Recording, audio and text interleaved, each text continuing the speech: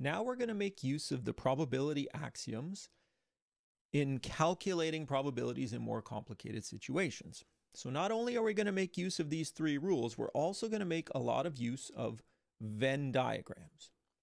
Now remember that a Venn diagram is a way to visualize what's going on in a probability experiment. So the sample space is some box that contains everything that could happen, and our event A gets represented as some blob. Now, a key idea that we're going to develop today that was going to run throughout the entire semester is that the probability of an event is directly related to its area in a Venn diagram. So I want you to make this connection that probability and area are always synonymous with each other. And so, according to the probability axioms, the probability of a sample space is 1. So that immediately is consistent with what we know about probabilities of events. The biggest that event A could ever be is filling up the entire sample space box. So that means that the probability of A could be no bigger than the sample space, which is just 1.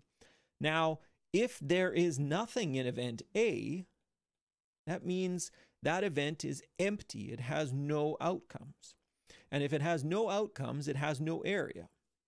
And so that means if A is the empty set, that means the probability of the empty set should be 0 because its area is 0. And that's a handy little value that we'll come up with a lot.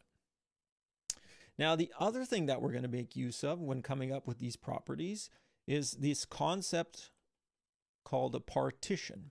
And this lives on page 30 in your textbook. Partition is where you take a sample space and you write it as a union of disjoint events. Disjoint means that these events can never happen at the same time. So essentially, you're taking your sample space box and breaking it up into non-overlapping pieces that fill up the whole sample space. Okay? And so we are now going to do that when we come up with some of our properties. So the first property that we're going to be talking about is related to an event and its complement. So if this is event A, and here's our sample space, if you want the complement of an event, it's everything outside. So the first thing that I'm hoping you're able to see is that we can easily partition this sample space into A union with A complement. These things are disjoint. Now, when it comes to sets, if you ever want to add sets, adding is not permitted with sets. The right operation is union. You can only add when it comes time to working with numbers. So to convert these things to numbers, what we do is we apply the probability function to both sides of this set equation. And what that allows us to do is to convert the set equation into a numerical equation. The first property of the first axiom here that we're going to use is that the probability of a sample space is 1. And because these two events are disjoint, the last probability axiom lets us separate it into two separate pieces. And so that's really handy because if we ever want to come up with a value for the probability of a complement, we can now do it in terms of the probability of the original. And it's an area equation. The area of blob A plus the area of A complement has to add up to 1.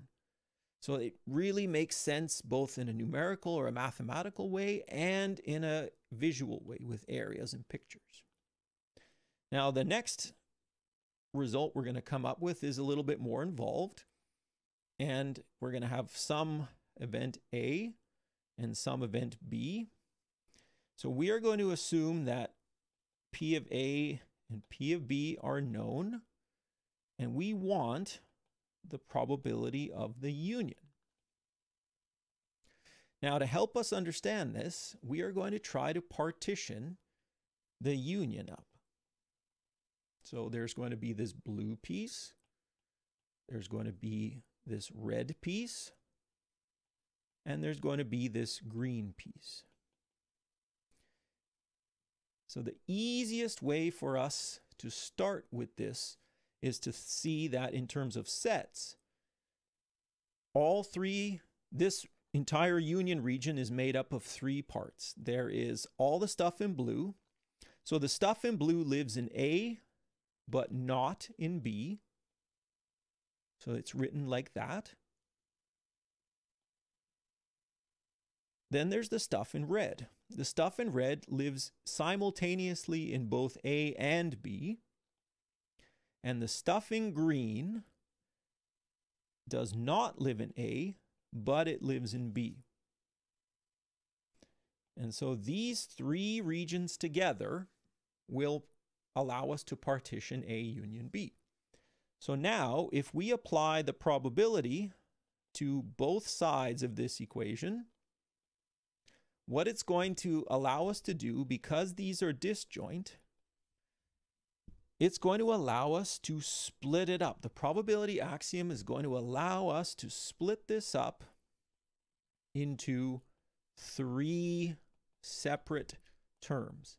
Unless I can demonstrate to you that they are disjoint, I'm not allowed to do this. So that's going to be important when you write your own work and you work on your own examples.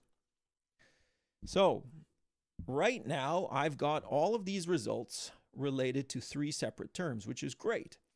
Unfortunately, two of them are in terms of complements. So I want to get rid of these complements. And to do that, I need to use a partition again. And so I'm going to try to show you how that's going to work now. So in terms of my original picture, I've got blob A. Blob A looks like this.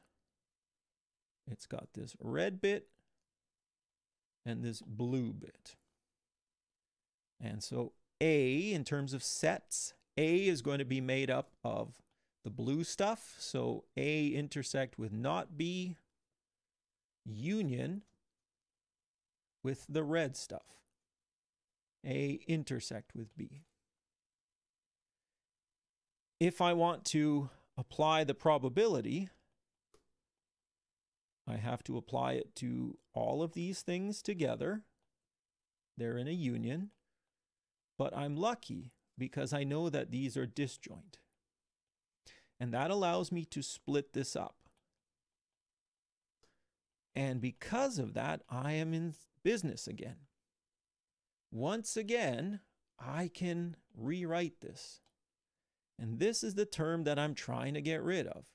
I don't want this term, and I've got an equation for it here. So P of A and B, and not B, sorry. It's P of A minus P of A and B. Now, similarly, if I want to talk about this other stuff, I want to get rid of this complement, I would use the box for B.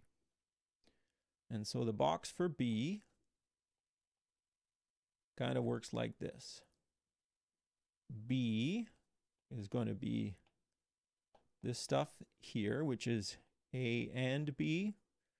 And then it's the stuff in green. So it's going to be not A intersect with B. Just to save a bit of time, if I apply the same rules that I had before, because these are now disjoint, I will find that A, not A intersect B, its probability is P of B minus P of A and B. So if I substitute all of this stuff into the above equation, I will find that P of A union B is P of A minus P of A and B. That's what came from the blue. I had a P of A and B from before, and then I will get a P of B minus P of A and B, and that came from the stuff in green. I should hope that you can see that one of those is going to cancel out. And what it does is it leaves me with a really straightforward formula for how to get the probability of a union in terms of the probabilities of those individual blobs. So I'll get P of A minus, or sorry, P of A plus P of B minus P A and B. And so how this works is I'm essentially counting areas. If I have both of these, I'm taking the area of A, adding it to the area of B, and then I'm removing one of those overlaps. And that makes life easy. So the formula looks complicated to derive, but it's pretty straightforward to use. Now on the website, I've given you a sheet that has a sample space for a deck of standard cards. If I'm interested in the probability of getting a card that's a red or a 7, it's pretty straightforward. It's probability of red plus probability of 7 minus the probability of a red and 7. Half the deck of cards is red, so this probability is 26 by 52. There are only 4 7s. And then I'll have to take away all the cards that are both red and 7. So this will end up giving me 28 by 52. If I'm interested, however, in cards that are slightly different, so let's say a deck is 4 and 6. It would be probability of 4, probability of 6, minus a probability of 4 and 6. Well, there are only 4 cards, there are only 4 6 cards, but these are disjoint. So that means this probability has to be 0. There are no cards that are both 4 and 6. So when things are disjoint, it simplifies quite a bit. So the pre-lecture quiz is going to have some practice for this, and then the examples I do in class will be even more involved to show you how to use partitions and areas.